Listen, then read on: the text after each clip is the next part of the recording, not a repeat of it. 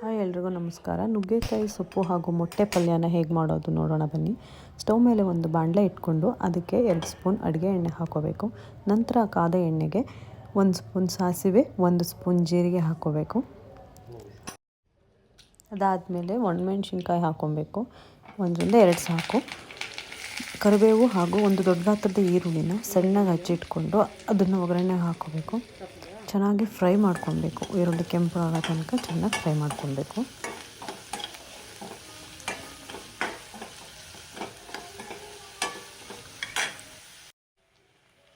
ನಂತರ ಇದಕ್ಕೀಗ 1 ಸ್ಪೂನ್ ಶುಂಠಿ ಬೆಳ್ಳುಳ್ಳಿ ಪೇಸ್ಟ್ ಹಾಕ್ಕೊಂಡು ಅದು ಕೂಡ ಶುಂಠಿ ಬೆಳ್ಳುಳ್ಳಿ ಪೇಸ್ಟ್ ಗಮನ ಹೋಗೋ ತನಕ ಚೆನ್ನಾಗಿ ಹುರಿದಿಟ್ಕೋಬೇಕು. ಇದಕ್ಕೀಗ 1 ಸ್ಪೂನ್ ಅಚ್ಚ ಖಾರದ ಪುಡಿ ಹಾಕ್ಕೊಬೇಕು. ನಿಮಗೆ ಖಾರ ಎಷ್ಟು ಬೇಕೋ ಅದ್ರ ಮಟ್ಟಕ್ಕೆ ಅಚ್ಚ ಖಾರದ ಪುಡಿ ನೋಡಿ ಹಾಕ್ಕೊಳ್ಳಿ.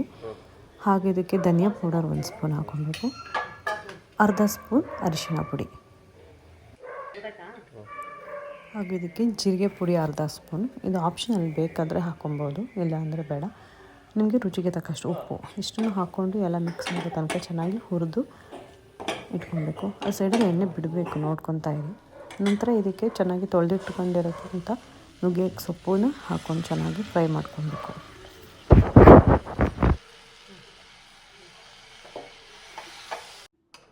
ಹಸಿ ವಾಸನೆ ಹೋಗೋ ತನಕ ಚೆನ್ನಾಗಿ ಹುರ್ಕೊಬೇಕು. ಲೋ ಫ್ಲೇಮಲ್ಲೇ ಚೆನ್ನಾಗಿ ಹುರ್ಕೊಂಡು ಇದಕ್ಕೀಗ ಒಂದು ದೊಡ್ಡ ಗಾತ್ರದ ಟೊಮೆಟೊವನ್ನು ಸಣ್ಣದಾಗಿ ಹೆಚ್ಚಿಟ್ಕೊಂಡು ಅದು ಕೂಡ ಹಾಕ್ಕೊಬೇಕು. ಹಾಕಿ ಚೆನ್ನಾಗಿ ಮಿಕ್ಸ್ ಮಾಡಿ ಲೋ ಫ್ಲೇಮಲ್ಲೇ ಚೆನ್ನಾಗಿ ಬೇಯಿಸ್ಕೊಬೇಕು. ಇದು ಕೂಡ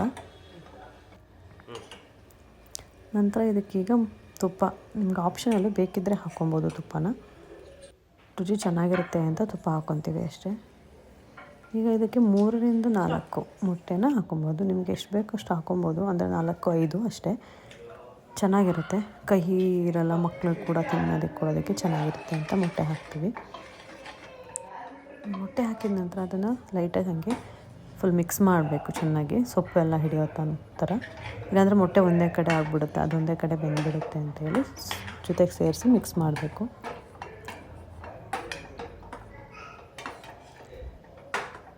ಲೋ ಫ್ಲೇಮಲ್ಲೇ ಇಟ್ಕೊಬೇಕು ಸ್ಟವನ್ನು, ಇಲ್ಲಾಂದರೆ ಸೀದೋಗ್ಬಿಡುತ್ತೆ.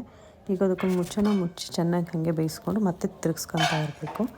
ಹಾಗೆ ಒಂದು 2-3 ಬಾರಿ ಮಾಡಬೇಕು ಇದನ್ನು, ಇಲ್ಲಾಂದರೆ ಕೆಳಗಡೆ ತಳ ಹಾಕಿಬಿಡುತ್ತೆ.